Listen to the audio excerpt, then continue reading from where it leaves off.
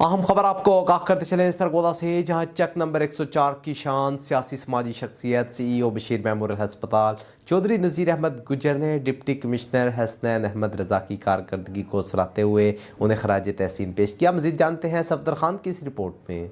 चक number 104 की शान CEO Bashir memorial हस्पताल सियासी समाजी शख्सियत चौधरी नज़ीर अहमद गुजर ने डिप्टी कमिश्नर सरगोदा हसनैन अहमद रज़ा चौधरी की कारकर्दगी को सराहते हुए कहा कि ज़िला भर में अवामी मसाइल के हल, सफाई, तजावज़ात के खात्मे, सरकारी इदारों की बेहतरी और शहरी सहूलियात की फराहमी के लिए डिप्टी कमिश्नर की कोशिशें काबिल तारीफ़ हैं। अपने एक बयान में चौधरी नज़ीर अहमद गुजर ने कहा कि हसनैन अहमद रज़ा चौधरी एक मेहनती, दयानतदार और आवाम दोस्त अफसर हैं जो दिन रात ज़िला सरगोदा की आवाम की खिदमत में मसरूफ़ हैं। उन्होंने कहा कि मौजूदा ज़िले इंतज़ामिया की जानिब से शहरी देही इलाकों में तरक्याती कामों की रफ्तार तेज़ी से की जा रही है, जिससे आवाम को हकीकी रिलीफ मिल रहा है। चौधरी नज़ीर अहमद गुजर ने मजीद कहा कि डिप्टी कमिश्नर सरगोदा ने हमेशा आम आदमी के मसाइल को तरजीह दी और सरकारी दफातर में आवाम की शिकायत के फौरी अजाले के लिए मौसर इक़दाम भी किए। उन्होंने कहा कि ज़िला में सेहत, तालीम और बुनियादी सहूलियात के शोबों में जो बेहतरी नज़र आ रही है, इसमें डिप्टी कमिश्नर सरगोदा का अहम किरदार है।